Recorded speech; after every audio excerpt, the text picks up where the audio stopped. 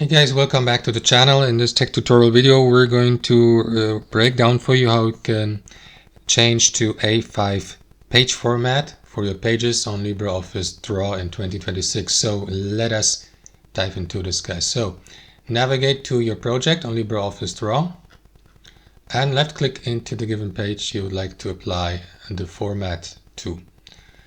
Like, let me go with the last page of the project, left click into it, and that is going to open up the page property tab here in the top right. You may also access it by clicking into properties here and by expanding the page tab. Just make sure that the page is selected and not any object on the given page. Click into the drop-down menu under format and switch from A4 to A5. And the page format will then be changed, as you can see, to basically the entire project. So these pages all have now the A5 format.